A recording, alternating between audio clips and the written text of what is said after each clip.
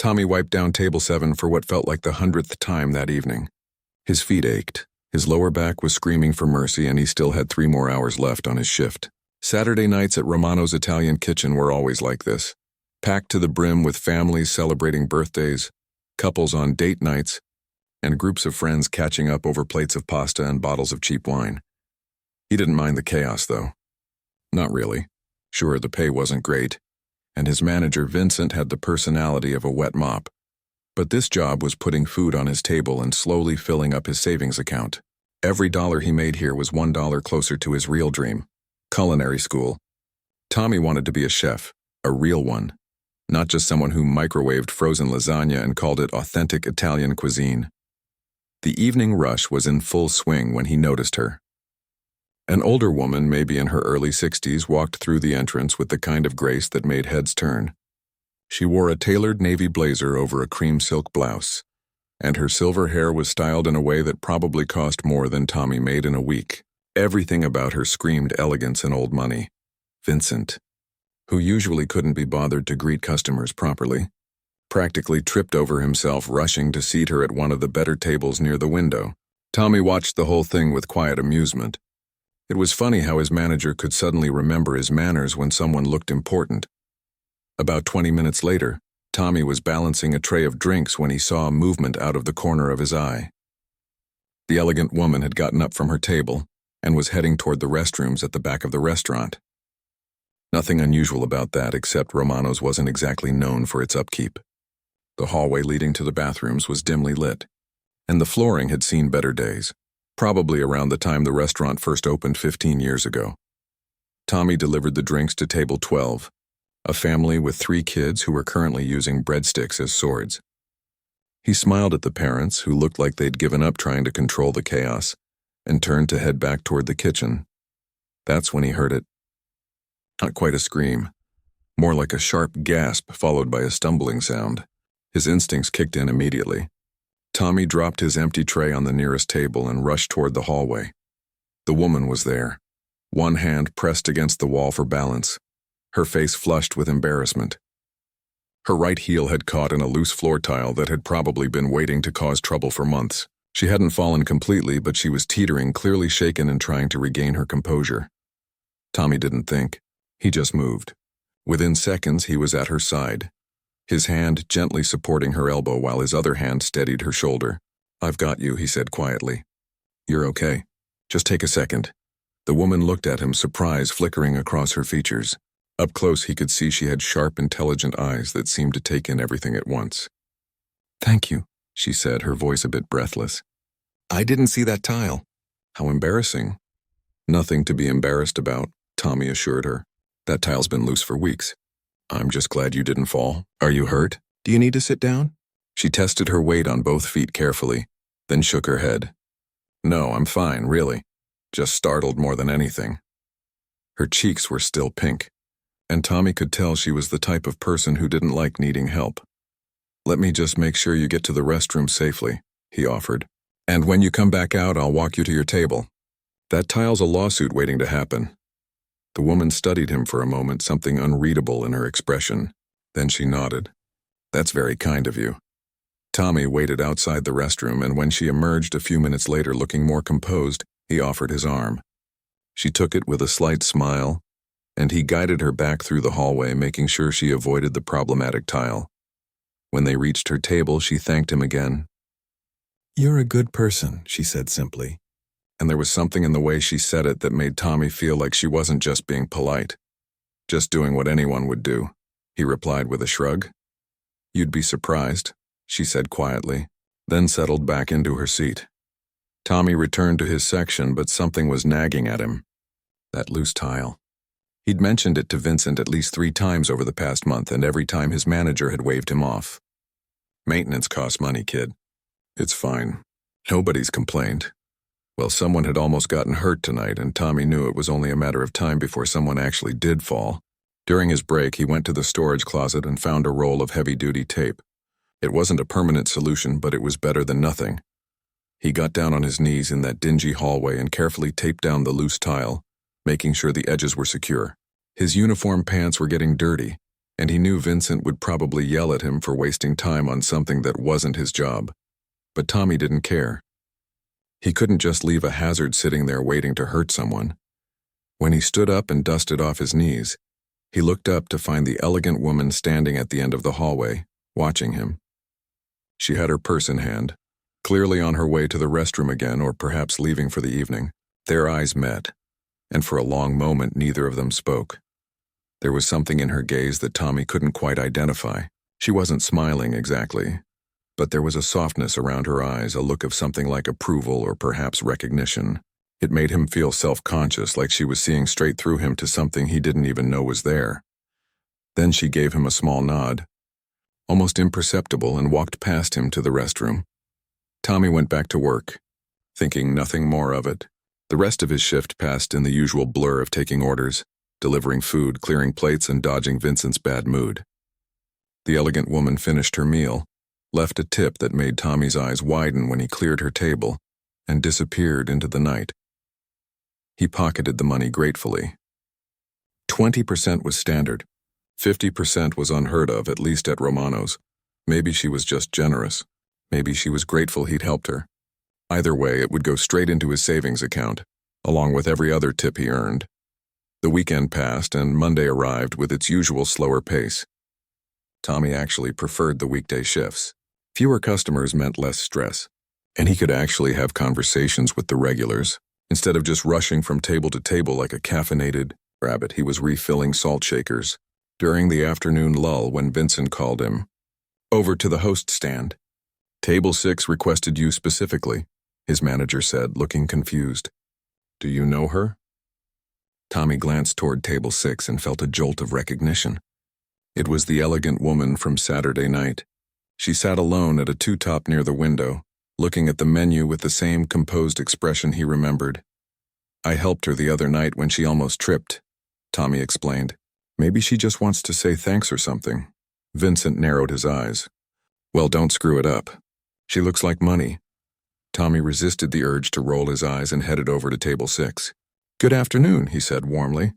"It's nice to see you again. How are you feeling?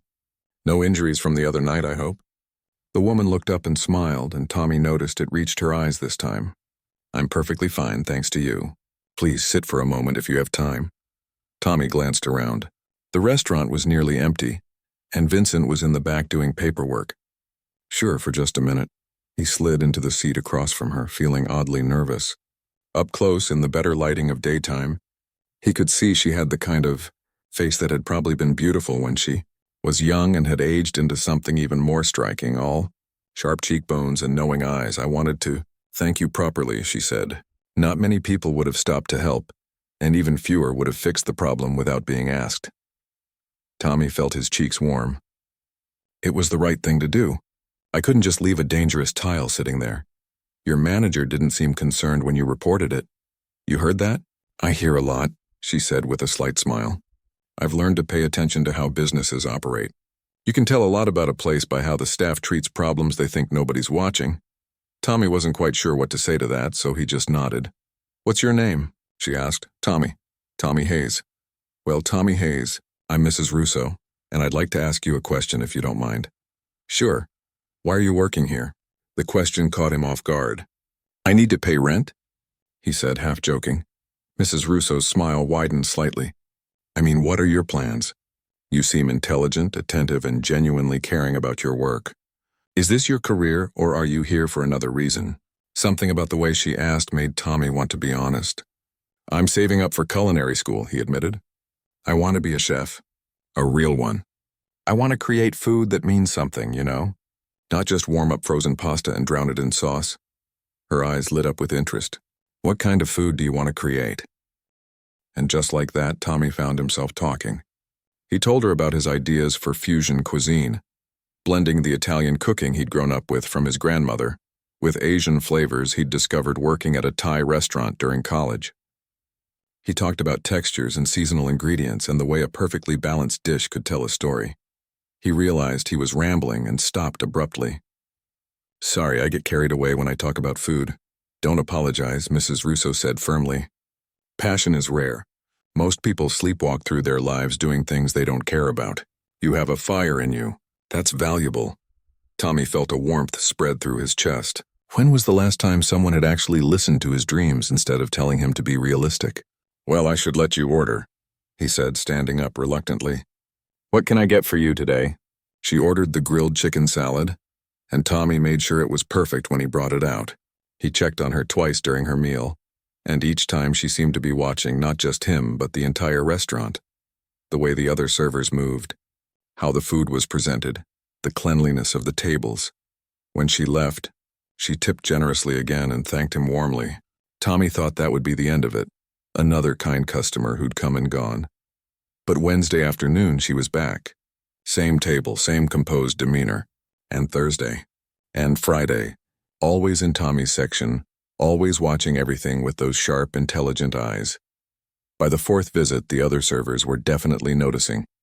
You've got a regular, his coworker Danny teased. Rich lady's got a crush on you. She's old enough to be my grandmother, Tommy shot back, but he was curious too. Why did she keep coming back? Romano's wasn't exactly fine dining. The food was mediocre at best, and the atmosphere was somewhere between divorced dad's apartment and 1990s chain restaurant. On Friday evening, after she'd finished her meal, Mrs. Russo asked Tommy to sit with her again. This time she slid a business card across the table. Tommy picked it up. It was heavy cardstock, the kind that probably cost a fortune to print. Embossed letters read, Diane Russo, Restaurateur. His heart started beating faster. You own restaurants? Several, she said simply. Tommy's mind was racing. Is that why you've been coming here?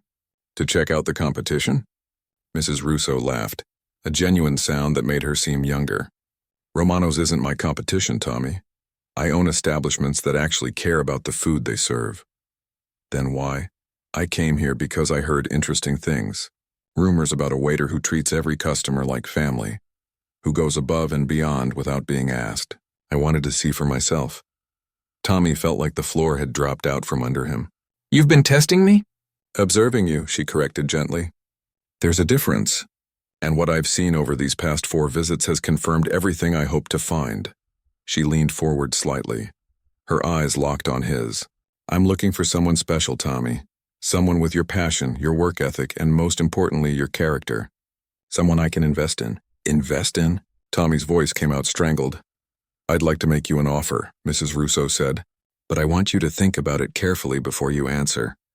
Can you meet me for lunch on Sunday? I have something to show you. She wrote an address on the back of her business card and handed it to him. Tommy's hands were shaking as he took it. Sunday at noon, she said, standing up. Don't be late. And then she was gone, leaving Tommy sitting alone at the table staring at a business card that might just change his entire life. Tommy couldn't sleep Saturday night. He kept turning Mrs. Russo's business card over in his hands, reading and rereading the address she'd written on the back. He'd looked it up online, and the location was in the downtown area, the fancy part of the city where Tommy rarely ventured because everything cost 3 times what it should. He must have checked the address 15 times, making absolutely sure he had it right. What if this was some kind of weird scam? What if she was just a lonely old lady who liked having someone to talk to? But then again, she'd said she owned restaurants. Multiple restaurants. And there was something about the way she carried herself, the way she observed everything, that told Tommy she was the real deal. By the time Sunday morning rolled around, Tommy had changed his outfit 4 times. He didn't own anything fancy. His wardrobe consisted mainly of his work uniform, some old jeans, and a couple of button-down shirts he'd bought at a thrift store for job interviews. He finally settled on his best pair of dark jeans and a light blue shirt that didn't have any stains or wrinkles. It would have to do. The bus ride downtown took 40 minutes, and Tommy spent the entire time rehearsing what he might say. Thank you for the opportunity. I'm very interested in learning more. Please don't let this be a joke. His stomach was doing gymnastics, and he'd been too nervous to eat breakfast. Probably a mistake, but it was too late now. When he got off the bus and started walking toward the address, Tommy's nervousness ratcheted up another notch. This neighborhood was even nicer than it had looked online. The streets were lined with expensive boutiques, art galleries, and restaurants with names in French and Italian. People walked past him wearing clothes that probably cost more than his monthly rent.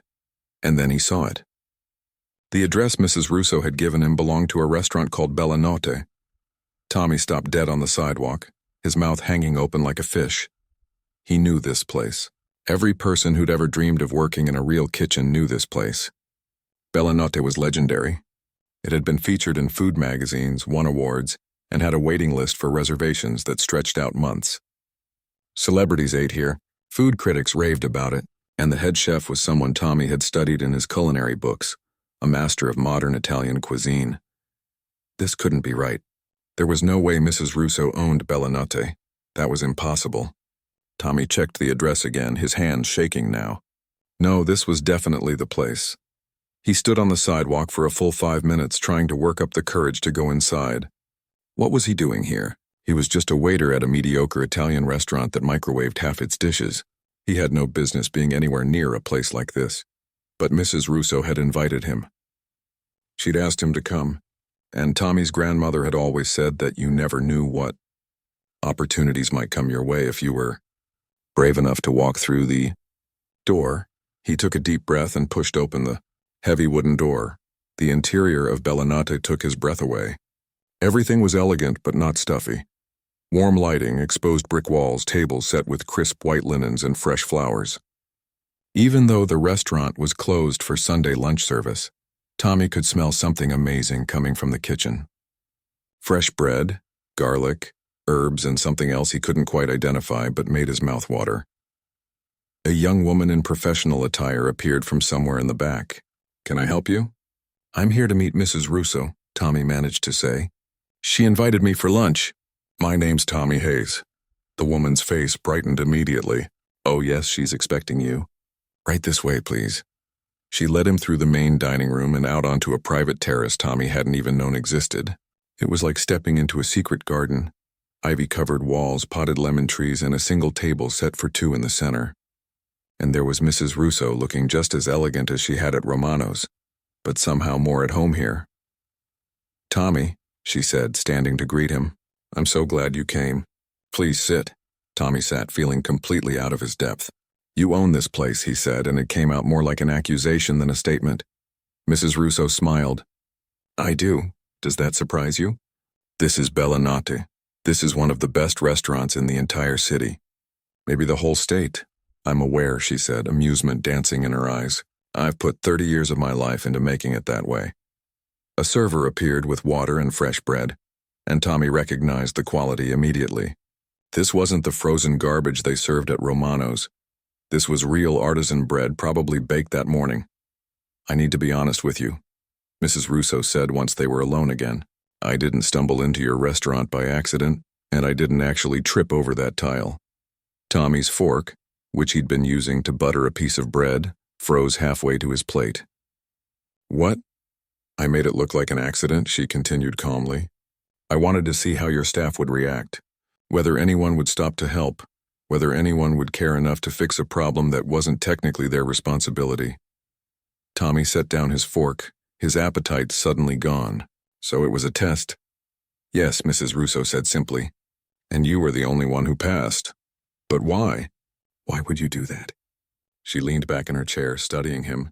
"Because I've learned over 3 decades in this business that technical skills can be taught. You can train someone to cook, to manage inventory, to balance books. But character? That's different. You either have it or you don't. And I've been looking for someone with real character for a very long time."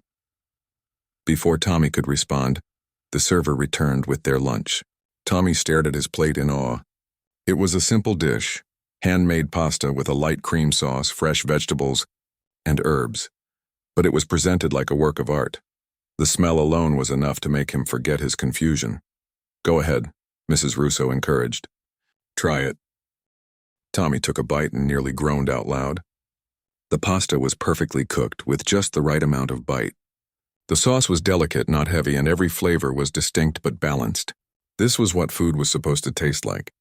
This was what he wanted to create. "Good?" Mrs. Russo asked, though she clearly already knew the answer. "It's incredible," Tommy said honestly. "I've never tasted anything like this." "This is what you could be making," she said, "if you're willing to work for it." Tommy put down his fork, giving her his full attention. "What exactly are you offering me?" Mrs. Russo took a sip of her water before answering. I want to offer you an apprenticeship here at Notte. You'd work under my head chef, learning everything from the ground up. At the same time, I'll pay for your culinary school tuition. When you graduate, you'll have a guaranteed position in one of my restaurants. Tommy felt like someone had punched all the air out of his lungs. I don't understand. Why would you do that for me? You don't even know me. But I do know you, Mrs. Russo said. I've watched you work. I've seen how you treat people, how you take pride in doing things right even when no one's watching. I saw you get down on your hands and knees and fix that tile with tape during your break, knowing your manager would probably yell at you for it. Do you know how rare that is? It was just a loose tile, Tommy said weakly. No, it was more than that. It showed me who you are. And in this industry, character matters just as much as skill. Maybe more. Tommy's head was spinning. This couldn't be real. Things like this didn't happen to people like him. Mrs. Russo, I'm nobody. I'm just a waiter trying to save enough money to go to school. I haven't even been to culinary school yet. I don't have any formal training. Exactly, she said, which means you haven't picked up bad habits. You're not jaded or burned out. You still have that passion, that fire I saw when you talked about food. That's what I want. I can teach you technique. I can't teach you to care. The server cleared their plates and brought out dessert, a light panna cotta with fresh berries. Tommy stared at it without really seeing it. This is too generous, he finally said. There has to be a catch. Mrs. Russo's expression grew serious. There is a catch, and I want you to understand this clearly before you accept. This won't be easy. Working in a kitchen like this is brutal. The hours are long. The standards are impossibly high, and my head chef doesn't suffer fools. You'll be starting at the absolute bottom. Prep work, cleaning, the jobs nobody else wants. And you'll be doing that while going to school at night. It will be the hardest thing you've ever done. I'm not afraid of hard work, Tommy said. I know you're not. But there's a difference between being willing to work hard and being ready for what this actually entails. Some days you'll want to quit. You'll burn yourself, cut yourself, get yelled at for mistakes you didn't even know you were making. He'll go home exhausted, sleep for a few hours, and then do it all over again. Tommy thought about his current life. Working double shifts at Romano's for minimum wage plus tips, dealing with Vincent's mood swings, serving mediocre food and pretending it was good. Coming home to his tiny apartment, too tired to do anything but collapse on the couch and watch cooking shows, dreaming about a life he wasn't sure he'd ever have. When would I start? He asked. Mrs. Russo smiled. Is that a yes? I think it is, Tommy said, and suddenly he was smiling too. A huge grin that he couldn't have stopped if he'd wanted to. Yes, absolutely yes. Tomorrow if you're ready. You'll need to give notice at Romano's. 2 weeks is professional, though. I suspect your manager won't care much either way.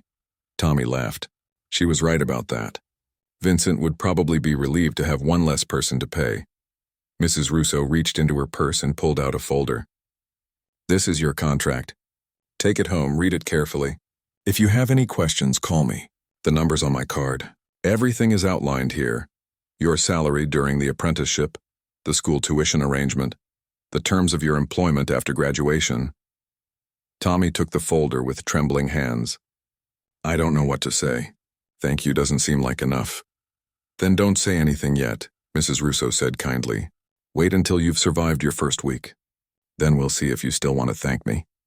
They finished their dessert, and Mrs. Russo gave him a tour of Notte. She showed him the kitchen, which was bigger than Tommy's entire apartment and equipped with tools and equipment he'd only seen in pictures. She introduced him to a few staff members who were there prepping for the evening service, and each of them greeted him with a mix of curiosity and something that looked like pity. Don't let them scare you, Mrs. Russo said as they walked back toward the front. They all started where you are now. Well, most of them, and they all remember how hard it was. At the door, Tommy turned to face her. Can I ask you something? Why me? I mean, really.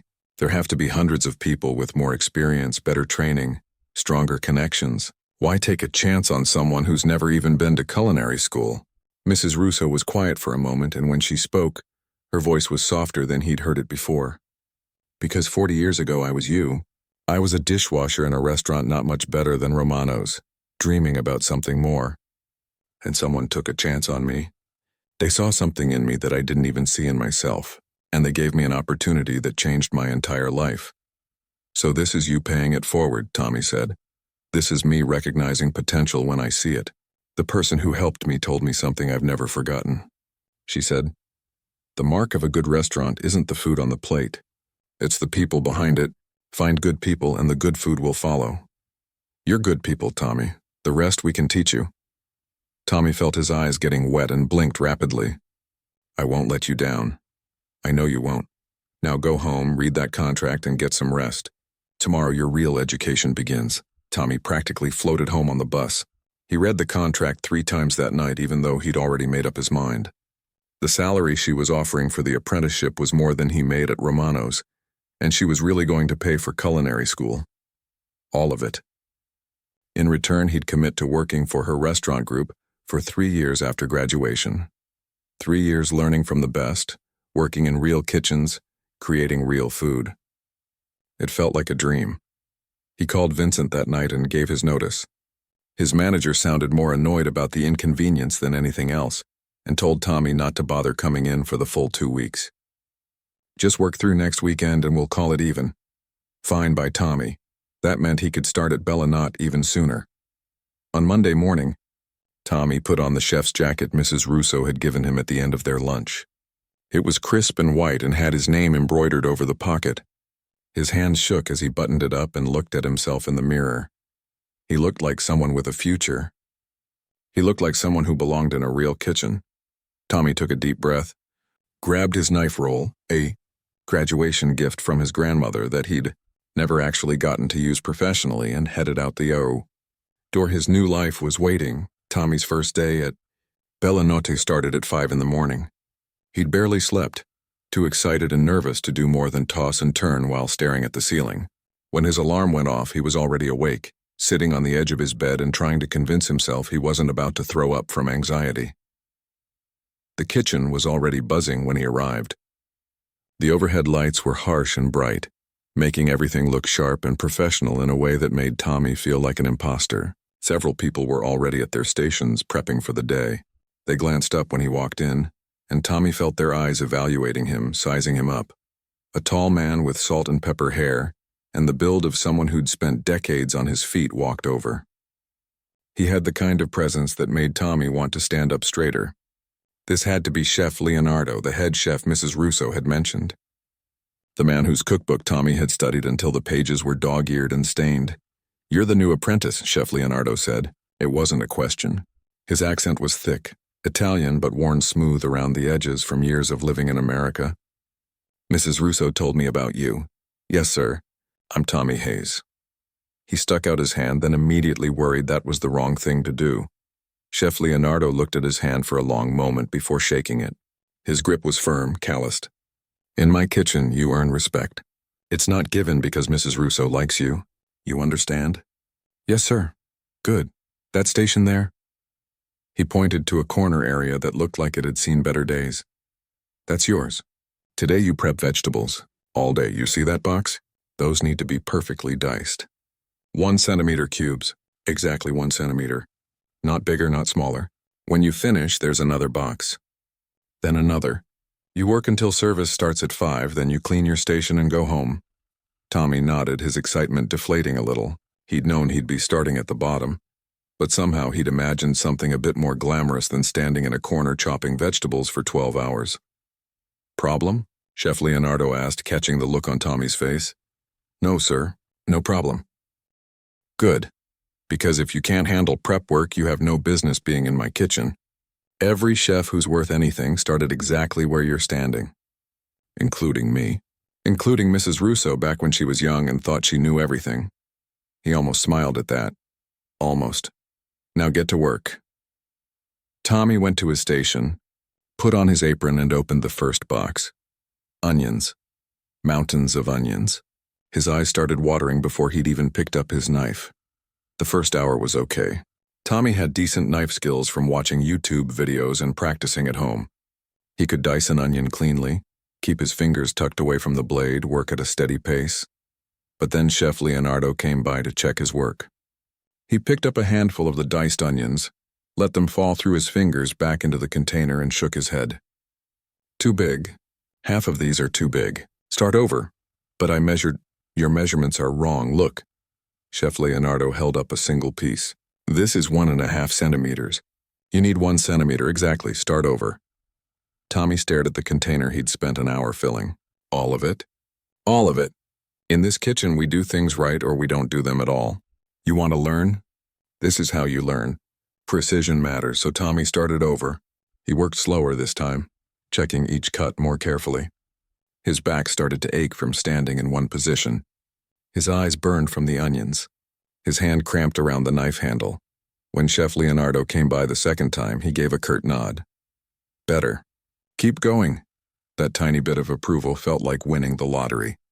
By lunchtime, Tommy had moved on to carrots, then celery, then bell peppers. His legs were screaming. His shoulders were knotted with tension, and he'd developed a blister on his thumb from gripping the knife. But he kept going because this was what he'd signed up for. This was the price of learning from the best. Around 3 o'clock, a younger guy about Tommy's age came over. He had a friendly face and moved with the easy confidence of someone who knew exactly what he was doing. First day? He asked, already knowing the answer. That obvious? You've got the look. Like a deer that just realized it wandered into a lion's den. He grinned. I'm Kevin. I've been here about 2 years. Line cook now, but I started right where you are. Did Chef Leonardo make you redo everything too? Oh yeah, 3 times my first day. I almost quit during lunch break. Kevin grabbed a carrot from Tommy's cutting board and examined it. These look good though. You've got decent knife skills. Thanks. I've been practicing. That'll help, but fair warning. Nothing really prepares you for this place. Chef Leonardo's standards are insane. Like certifiably insane. But Kevin paused, his expression growing more serious. He's the best teacher you'll ever have. If you can survive him, you can work anywhere. Survive him? Kevin laughed. You'll see. Just don't take it personally when he yells. He yells at everyone. It's like his love language or something. As if summoned by the conversation, Chef Leonardo's voice boomed across the kitchen. Kevin, your station's not going to prep itself. Move! Kevin winked at Tommy and hurried back to his area. The afternoon wore on. Tommy's pile of prepped vegetables grew larger. Around 4 o'clock, the energy in the kitchen shifted. More cooks arrived for the dinner service. The pace picked up. Orders started coming in, and Tommy got his first real look at what a professional kitchen in full swing actually looked like. It was controlled chaos. Chef Leonardo called out orders and his team moved like a synchronized machine. Pans sizzled, flames leaped up from the burners, knives flashed, and plates were assembled with precision and speed that made Tommy's head spin. It was beautiful and terrifying at the same time. Hayes, Chef Leonardo's voice cut through the noise. Clean your station and get out. Be back tomorrow, same time. Tommy cleaned up his area, made sure everything was spotless, and peeled off his apron. His chef's jacket was stained with vegetable juice and sweat. So much for looking professional. As he was heading out, Mrs. Russo appeared in the kitchen doorway. How was your first day? Hard, Tommy admitted. But good, I think. She smiled. Chef Leonardo only told me you were incompetent twice today. That's actually quite good for a first day. Tommy's face must have shown his alarm because she laughed. I'm joking, mostly. He said you have potential but need work. From him, that's high praise. I spent 12 hours cutting vegetables. And tomorrow you'll spend 12 more hours doing the same thing. And the day after that. This is how you build a foundation, Tommy. You learn precision, consistency, patience. The fancy techniques come later. Tommy nodded, too tired to argue. His feet felt like they were going to fall off, and his whole body ached in places he didn't know could ache. Go home, rest, and don't forget. You have orientation at the culinary school tomorrow. Night, right, school. Tommy had almost forgotten about that part. Because apparently working 12-hour days in a professional kitchen wasn't enough. He also had to go to school at night. The next few weeks blurred together into an exhausting routine. Up at 4:30, at Bellinate by 5, prep work until the evening service started, then race across town to make his 6 o'clock class at culinary school. He'd get home around 10, study for an hour, collapse into bed, and do it all over again the next day. Tommy learned to dice vegetables in his sleep. He could brunoise a carrot with his eyes closed. His knife skills improved dramatically simply because he was making the same cuts thousands of times a day. And slowly, grudgingly, Chef Leonardo started giving him more responsibility. First, it was making staff meals, the food the kitchen crew ate before service. Nothing fancy, just simple dishes to feed hungry cooks. But it was cooking, actual cooking. and Tommy approached it like it was the most important meal he'd ever make. Chef Leonardo tried Tommy's pasta one day, a simple aglio e olio, just garlic, olive oil, and pasta, with some chili flakes and parsley. Tommy held his breath while the chef tasted it. "Too much garlic," Chef Leonardo said. "But the pasta is cooked perfectly. Al dente like it should be. You're learning." Tommy felt a surge of pride that was probably out of proportion to the compliment, but he didn't care. He was learning. He was actually learning, but it wasn't all progress and praise. There were hard days. Days when nothing went right. When Tommy was so tired he could barely think straight. When he made stupid mistakes that made Chef Leonardo lose his temper. The worst day came about 6 weeks into the apprenticeship. Tommy had been up late the night before, studying for a big exam. He'd gotten maybe 3 hours of sleep and he was running on caffeine and stubbornness. During the evening prep, he wasn't paying attention just for a second. Just one moment of distraction and his knife slipped. The blade cut deep into his left index finger, and blood immediately started pouring out. "Chef," someone called out. And suddenly the whole kitchen was looking at him. Chef Leonardo was there in seconds. He grabbed Tommy's hand, examined the cut, and barked orders. "Kevin, first aid kit. You," he pointed at another cook. "Take over his station." The cut needed 4 stitches. One of the sous chefs drove Tommy to the emergency clinic, waited while he got patched up, and drove him back. The whole time Tommy felt like an idiot. This was exactly the kind of rookie mistake he'd promised himself he wouldn't make. When he got back to the kitchen, his finger bandaged and throbbing, he expected Chef Leonardo to tear into him. Instead, the chef just looked at him steadily and said, "Welcome to the kitchen. Now you have your first scar. Won't be your last." Tommy looked around and realized that almost everyone there had scars on their hands and arms, badges of honor from years of working with knives, hot pans and flames. "You were tired," Chef Leonardo continued. "I could see it. When you're tired, you're dangerous to yourself and to my kitchen. If you can't handle the hours, tell me now." "I can handle it," Tommy said quickly, "then prove it, and pay attention. A dull mind is worse than a dull knife." That night, Tommy went home and stared at his bandaged finger. He thought about quitting. Just for a moment, he let himself imagine calling Mrs. Russo and telling her this was too much, that he'd made a mistake, that he wasn't cut out for this world. But then he thought about Romano's, about microwaving frozen pasta and serving mediocre food to people who deserved better, about Vincent's dismissive attitude and the career that went nowhere. And he thought about the look on Chef Leonardo's face when Tommy had cooked that pasta correctly, the tiny nod of approval, the sense that he was building toward something real. So he wrapped his finger more carefully, set his alarm for 4:30, and went to bed. The next few months were brutal. Tommy's grades at culinary school were good. He was learning theory and technique that complemented what he was doing at Bellinot. But balancing work and school meant he had almost no social life. His old friends stopped calling because he was never available. He missed birthdays, holidays, normal weekday evenings when people went out and had fun. There were nights when he'd stand on the bus going home, swaying with exhaustion, and wonder if it was worth it. But then there were other moments, like the first time Chef Leonardo let him work the line during service, handling appetizers while the experienced cooks managed the more complex stations. Tommy's hands shook as he plated his first dish, but it went out perfectly, and when it came back, the customer had sent compliments to the kitchen. Or the time he successfully made fresh pasta from scratch, something he'd been practicing for weeks, and Chef Leonardo actually smiled and said, "Now you're starting to understand." Or the day Mrs. Russo pulled him aside after a particularly rough service where everything that could go wrong had gone wrong, and told him, "I watched you tonight. You didn't panic. You adapted. You helped your team. That's what I was hoping to see." Tommy was changing. His hands were scarred and calloused now. His body had adapted to the long hours. He moved differently in the kitchen, more confidently, more efficiently. He was starting to understand the rhythm of service, the flow of a professional kitchen, the unspoken language that let a team work together under pressure. And somewhere along the way, without really noticing when it happened, Tommy stopped feeling like an imposter wearing someone else's chef's jacket. He started feeling like he belonged. Tommy had been at Bellinot for almost 2 years when everything nearly fell apart. It started on a Wednesday morning. He'd been working the line regularly now, handling pasta and risotto stations during service. Chef Leonardo trusted him with more complex dishes, and Tommy had even started contributing ideas during the weekly menu meetings. Life was hard, but it was good. He was exactly where he wanted to be. Then his grandmother called. Tommy was on his morning break sitting in the alley behind the restaurant with a cup of coffee when his phone rang. He almost didn't answer.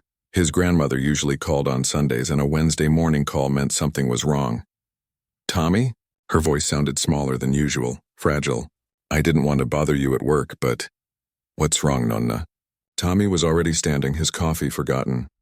"I fell yesterday. Broke my hip. I'm in the hospital, and the doctors say I'll need surgery. Then months of rehabilitation.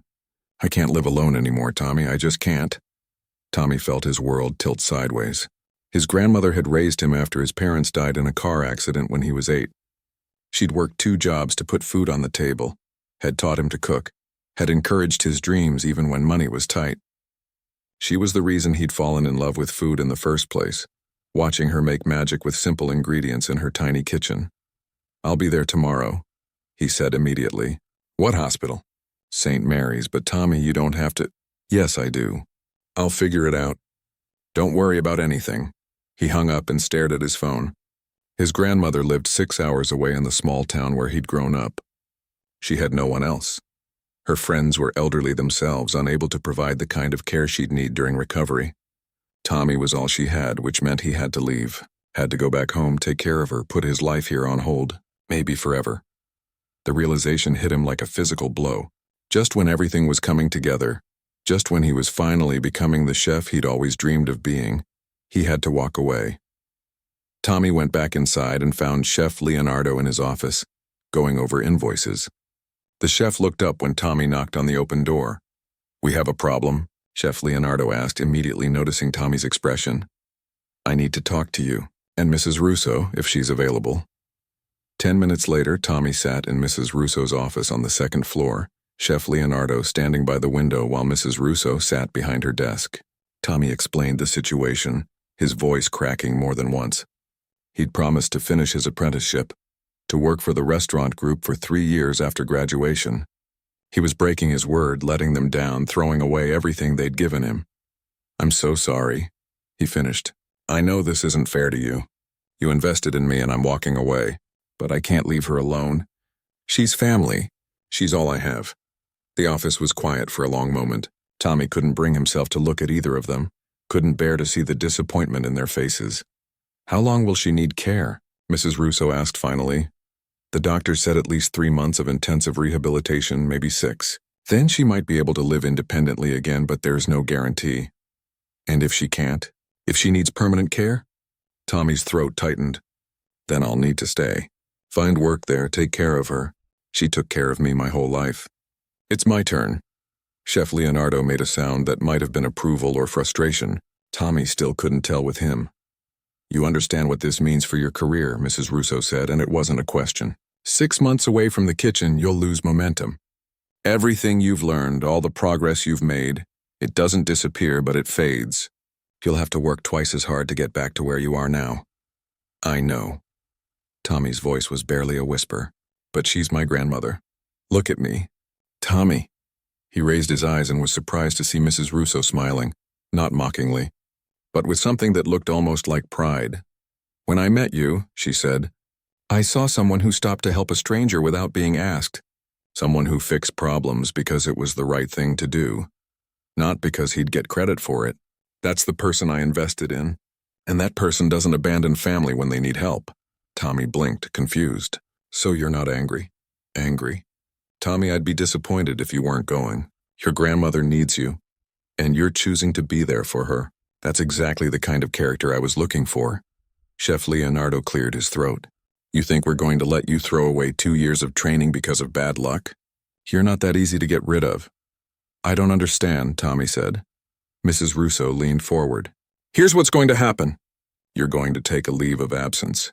Your position here will be waiting when you come back, whether that's 3 months or 6 months or longer. You'll continue your culinary school classes online, and I'll arrange for you to do practical work wherever you end up working while you're home. But the contract..." The contract has provisions for family emergencies. Did you actually read the whole thing? She raised an eyebrow and Tommy felt his face heat up. He'd read most of it, but maybe not every single clause. You take care of your grandmother, Chef Leonardo said. When she's settled, when you're ready, you come back. Your station will be here, and you better not get rusty because I'm not going through training you all over again. Tommy felt tears prickling at his eyes and didn't bother trying to hide them. Thank you. I don't know how to thank you. Don't thank us yet, Mrs. Russo said. Make sure you stay sharp while you're gone. Practice every day, study, and Tommy, when you come back, I'm going to expect even more from you. This experience, taking care of someone you love, putting someone else's needs first, that's going to make you a better chef. Use it. Tommy left that afternoon, throwing clothes into a duffel bag and catching the late bus home. The town looked exactly the same as it had when he'd left. Small, quiet, stuck somewhere in the past. His grandmother's house smelled like it always had, like flour and vanilla and old wood. She was still in the hospital when he arrived, looking tiny and frail in the hospital bed. But when she saw him, her face lit up with a smile that made the 6-hour bus ride worth it. You came, she said. Of course I came. Where else would I be? Tommy found work quickly. The local diner was desperate for help, and the owner practically hired him on the spot when she saw his resume.